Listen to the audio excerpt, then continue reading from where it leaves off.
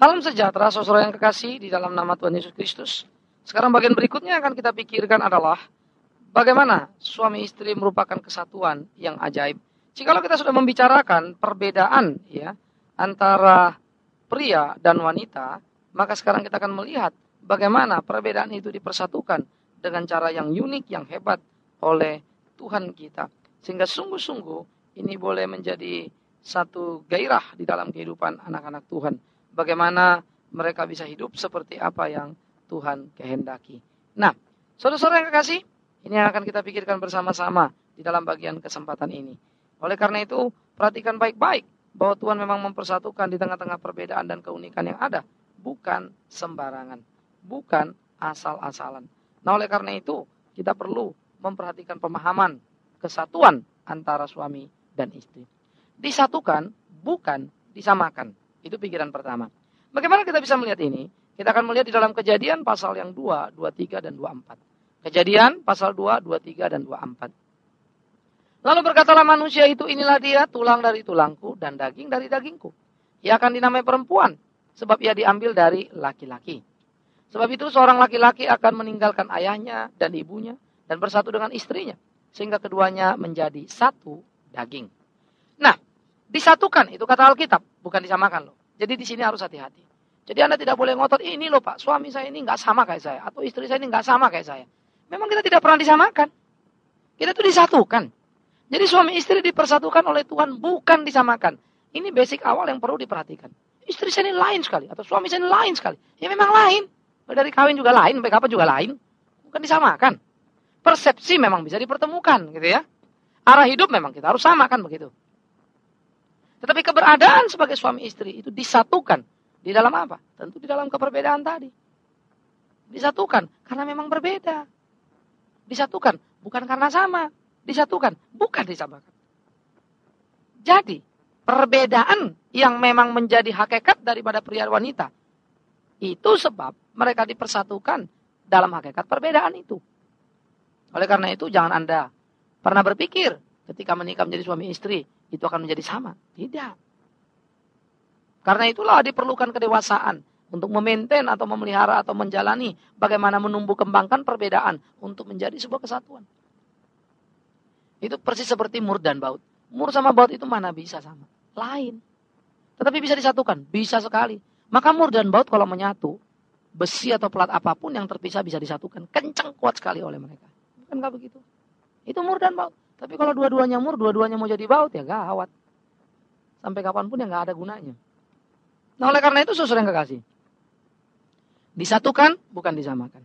Nah yang kedua yang perlu kita pahami, adanya perbedaan agar saling mengisi, melengkapi, bukan menguasai seperti mur dan baut tadi.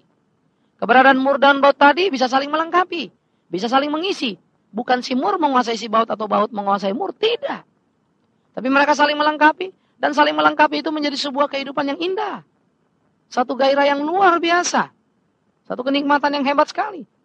Maka, di dalam keperbedaan, mereka saling melengkapi dan saling mengisi. Menjadi sebuah keutuhan, keunikan persatuan yang ajaib itu. Yang ketiga dari bagian ini adalah, bagaimana pria sebagai pemimpin di atas bukan karena lebih tinggi. Sebaliknya wanita sebagai penolong di bawah bukan karena lebih rendah. Tetapi fungsinya memang berbeda. Di atas, karena memang di atas. Di bawah, karena memang di bawah. Saya suka memakai contoh seperti bangunan. Bangunan itu ada struktur bangun di atas, tapi di bawah juga ada struktur yang disebut pondasi. Maka saudara, kalau pondasinya jelek, bangunannya hancur. Sebaliknya, kalau pondasinya bagus, kuat, bangunannya jelek, siapa yang mau ngelihat? Kan begitu. Maka bangunan harus bagus modelnya, desainnya.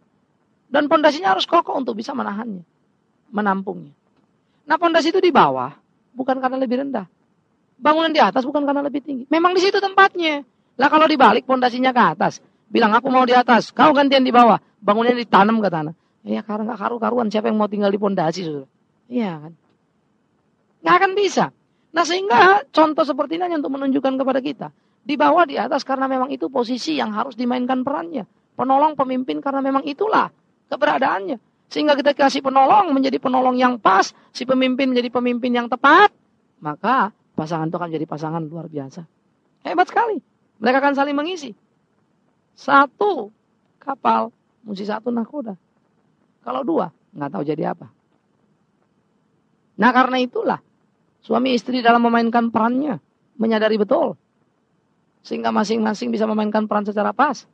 Istri sebagai penolong, bukan perongrong. Suami sebagai pemimpin, bukan penindas. Jadi disatukan adalah merupakan semangat dasar suami istri sebagai satu tubuh Kristus. Ya. Yang kedua, keunikan kesatuan suami istri di dalam konsep Kristen. Pertama, mereka disatukan Tuhan. Maka apa yang disatukan Tuhan? Tuhan bilang tidak boleh dipisahkan manusia. Nah jadi saudara-saudara, disatukan Tuhan tidak boleh dipisahkan manusia merupakan prinsip dasar yang harus diingat oleh suami istri. Mengapa kita menyatu? Karena disatukan oleh dan di dalam Tuhan. Enggak kok, aku yang melamar kau, kata suaminya. Sekarang aku bosan dengan kau, bubar. Wah tuh, enak amat ya. Atau istrinya bilang, aku yang mau terima lamaranmu. Kalau aku tolak dulu kenapa? Dasar kamu, aku yang minta bubar. Saudara-saudara begitu emosinya keduanya sehingga seringkali istri lupa bahwa sebenarnya mereka tidak punya hak untuk mengungkapkan kalimat itu sebelum mereka bertanya kepada Tuhan. Emangnya Tuhan mau seperti itu? Tuhan bilang kan apa yang dipersatukan Tuhan tidak lagi boleh diceraikan oleh manusia. Sehingga mereka itu bukan lagi dua tetapi menjadi satu. Bahwa daging dari dagingku akan dinamai perempuan. Tulang dari tulangku akan dinamai perempuan. Artinya perempuan merupakan bagian daripada pria. Itulah persatuan suami istri. Karena itu suami ataupun istri tidak berhak untuk mengatakan saya sudah bosan dengan kamu, lalu saya mau pisah. Karena apa yang dipersatukan Tuhan tidak boleh diceraikan oleh manusia. Keunikan kesatuan suami istri itu yang kedua adalah bersifat kekal. Satu kali untuk selamanya. Karena memang tidak boleh dipisahkan tadi. Bersifat kekal sebagai satu manifestasi atau wujud yang indah di dalam kehidupan suami dan istri. Karena suami dan istri menyatu oleh kasih dan kuasa Tuhan, merupakan ikatan persekutuan yang bersifat abadi, bersifat kekal di dalam kehidupan pernikahan itu. Sehingga suami istri seharusnya menyadari pada waktu mau menikah, ingat bahwa pernikahan ini satu kali tidak boleh dipisahkan manusia, bersifat kekal untuk selamanya. Karena itu pilih pasangan yang baik-baik dong. Jangan menyesalnya di tengah jalan. Jangan marahnya di tengah jalan. Karena itu saya pikir kelemahan di dalam keluarga Kristen, suami-suami istri Kristen adalah kurangnya memahami risiko sebuah pernikahan. Kita hanya memikirkan pernikahannya, nikmatnya berumah tangga, enaknya punya rumah, punya anak, begitu ya. Kalau ada satu lagu Benyamin dulu yang agak iseng gitu. Kawin tuh enak, ada yang ngerokin katanya. Kalau angan-angan dan bayangan kita, perkawinan hanya seperti itu, ya salah besar dong. Kalau kemudian muncul kekisruhan, muncul keributan, ya salah kita. Karena kita tidak memperhitungkan risiko yang akan muncul. Padahal kita memang berbeda dan tidak sama. Harus menyatu dalam perbedaan itu. Mampu nggak? Bisa nggak? Kalau nggak, ya jangan nikah. Kalau nggak nikah, kan nggak perlu cerai. Maka lihatlah berbagai kemungkinan-kemungkinan yang berbahaya di dalam kehidupan itu sendiri. Karena pernikahan itu bersifat kekal. Ya, satu kali untuk selamanya. Sehingga nggak bisa berhenti di tengah jalan, tapi harus jalan terus. Maka dia perlu diperhitungkan dengan baik-baik. Kenapa? Karena keunikan yang ketiga juga harus diperhatikan. Kesatuan suami istri itu bersifat sakral. Tidak boleh dinodai oleh pengkhianatan, oleh penganiayaan. Ya. Sakral, suci. Karena diikat, dipersatukan oleh Tuhan. Tuhan hadir di dalam pernikahan suami istri itu. Tuhan hadir dalam kebersamaan mereka. Karena itu tidak boleh dinodai. Hei suami-suami, kalau Anda suka melakukan penganiayaan hari ini demi Tuhan yang hidup, bertobatlah. Tanganmu itu bukan buat menampar istrimu, tapi tanganmu buat mengasihinya.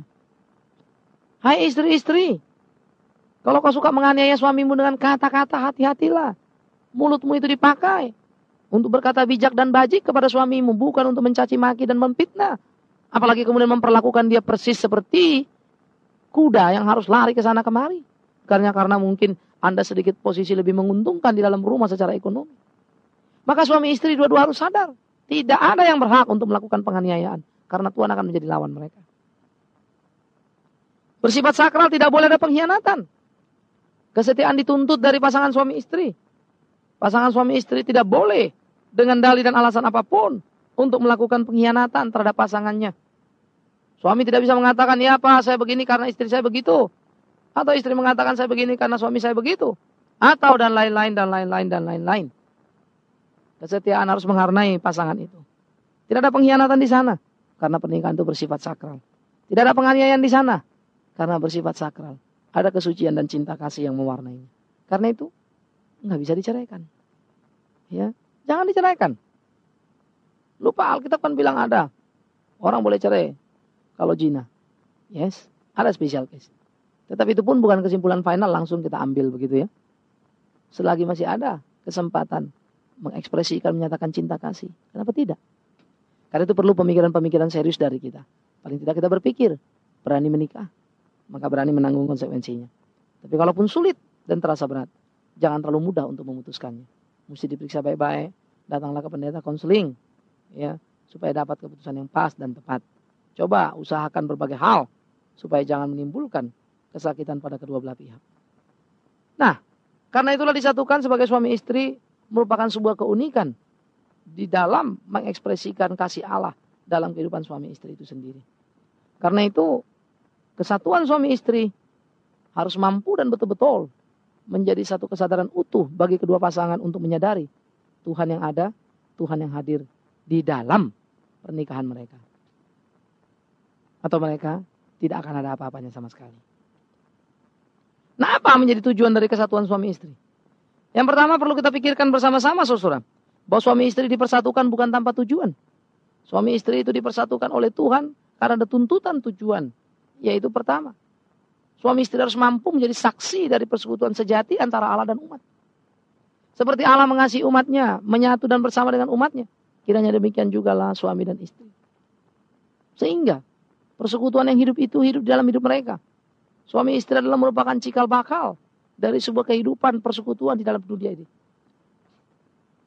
Kelanggengan kesuksesan hubungan persekutuan di dalam dunia, di dalam gereja, itu ditentukan oleh kelanggengan kesuksesan hubungan persekutuan suami dan istri. Jika suami dan istri mampu menjadi pasangan yang utuh di dalam semangat keimanan kekristenan, maka mereka sebetulnya telah memberikan modal dasar bagi pembangunan keutuhan gereja Tuhan. Karena itu hati-hatilah terhadap pernikahan. Kegagalan-kegagalan rumah tangga akan menodai kehidupan bergereja, berbangsa dan bernegara dunia ini. Karena itu jadilah saksi untuk menyatakan kepada dunia kesejatian persekutuan dan cinta kasih Tuhan terhadap umat. Itu tampak nyata dalam kehidupan suami istri itu. Tujuan kesatuan suami istri yang kedua adalah sebagai awal menuju dunia damai. Tidak banyak orang mengaitkan hal ini, saudara. Tetapi saya melihat mana ada sih sebuah damai yang sejati kalau tidak dimulai dari suami istri. Yang akan memberikan dampak kepada keluarga, keluarga pada masyarakat lingkungan dan gereja, masyarakat lingkungan gereja kepada negara-negara, kepada dunia. Dimulai dari sana. Karena yang namanya anak atau generasi penerus kan muncul dari sebuah pernikahan yang bernama suami dan istri itu. Karena itulah suami istri harus menyadari bahwa mereka merupakan titik awal menuju jalan damai bagi dunia. Titik awal menuju jalan damai bagi kehidupan ini. Setiap pasangan suami istri harus menyadari ketika mereka menikah bukan hanya untuk kepentingan kepuasan diri pribadi. Bukan hidup hanya untuk dirinya atau pasangannya, tetapi anaknya. Bukan hanya untuk anaknya, tapi gerejanya. Bukan hanya untuk gerejanya, tapi dunia dan seterusnya. Kita mesti berpikir jauh. Bagaimana melalui kesatuan suami istri itu bisa melahirkan, menciptakan suasana kedamaian dan ketenangan itu. Tapi kalau kemudian suami istri geger-gegeran terus, ya, sehingga di rumahnya banyak makhluk UFO alias piring terbang, ya gawat kita. Ya, kalau nada musiknya yang cingplang, badar, dudak, bubuk, tak, bras, gitu. Gawat, saudara. Tetangga selalu dengar itu musiknya ngerok amat itu sebelah katanya ya. Kreatif banget lagi musiknya. Dari bang bubuk, tak, pal, tung, tak, pung, gitu ya. Campur aduk karu-karuan. Bagaimana mau menuju jalan damai? Anak akan mewarisi dari orang tua model begitu. Maka dia akan menciptakan kekisruhan, kekacauan di muka bumi. Yang ketiga, tujuan kesatuan suami istri sebagai bukti kehidupan cinta kasih yang menyatukan, bukan memisahkan. Di sana orang belajar demonstrasi bagaimana memaafkan. dengan tiada henti antara suami dan istri. Memaafkan untuk membangun keutuhan cinta kasih. Memaafkan untuk membangun struktur cinta yang abadi. Memaafkan untuk membangun kekuatan yang hebat di dalam kehidupan suami dan istri. Sehingga kesatuan mereka memang menjadi satu kesatuan yang luar biasa, saudara. Nah, ini merupakan tuntutan-tuntutan real, bukan mengada-ada. Ini penting menjadi satu kesadaran yang utuh di dalam kehidupan orang-orang percaya. Supaya mereka berjalan pada jalan yang Tuhan mau. Tuhan kehendaki. Sehingga hidup mereka boleh menjadi hidup yang senantiasa memuji dan memuliakan namanya. Nah, karena itulah suami istri memang dituntut banyak hal di dalam hidup pernikahannya. Suami istri itu bukan cuma sekedar bicara bagaimana membeli rumah, membeli mobil, dan kebutuhan hidup sehari-hari. Salah besar. Ya, maaf. Binatang pun berpikir seperti itu. Walaupun dalam bentuk pemikiran yang berbeda. Mereka membangun rumahnya. Mereka beranak pinak. Dan mereka memproteksi keluarganya dengan berbagai perlindungan yang mereka lakukan. Terus lagi beranak dan terus lagi beranak. Cari makan, induknya juga cari kok. Kalau kita cuma makan, minum, sandang pangan papan, waktu gawat. Kalau cuma soal pakaian, soal rumah, begitu toh, soal kebutuhan hidup sehari-hari, itulah keluarga Kristen, itulah suami istri yang mau bersatu. Wow, gawat. Suami istri disatukan bukan untuk hanya hal sepele seperti itu. Itu bagian basic, awal, yang otomatis akan dilakukan oleh semua pasangan. Tetapi kesatuan suami istri bukan bagaimana bersama membangun satu rumah, tapi rumah yang betul-betul ada tangga yang namanya rumah tangga, kan begitu. Oleh karena itu, saudara-saudara yang kekasih, kesatuan-kesatuan seperti ini harus kita pahami dengan utuh, membawa kita kepada kehidupan yang memuji memuliakan nama Tuhan, ya, membawa kita kepada kesadaran yang tinggi bahwa Tuhan hadir di tengah-tengah kehidupan. Kesatuan itu dipersatukan oleh dan untuk kemuliaan Tuhan. Kesatuan itu bukan hanya untuk memuaskan diri. Sehingga dalam kesatuan tidak boleh ada yang disakiti atau ada yang menyakiti. Tetapi di dalam kesatuan ada jalan gerak maju, bukan mundur. Untuk menuju kepada satu pengharapan. Membangun satu kesatuan baru lagi nanti kelak. Dan demikian seterusnya. Sehingga kesatuan demi kesatuan di dalam kehidupan suami istri menjadi kesatuan yang tampak nyata dalam perbedaan yang ada. Kesatuan-kesatuan yang menciptakan keunikan karena kemampuan saling mendukung, saling menopang dari posisi-posisi yang luar biasa. Sehingga itu menjadi sebuah kekuatan dahsyat. Oleh karena itulah kesatuan suami istri itu sebetulnya sangat teologis sekali.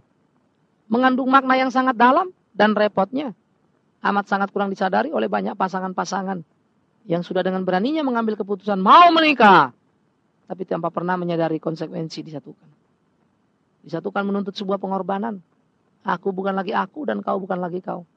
Tapi kesatuan menuntutkan sebuah pengorbanan. Aku dan kau menjadi kita yang baru. Aku dan kau harus berani bergerak. Tidak berputar dan berkunci pada dirinya. Aku mau ini, aku mau begitu. Aku tidak suka ini, aku tidak mau begitu.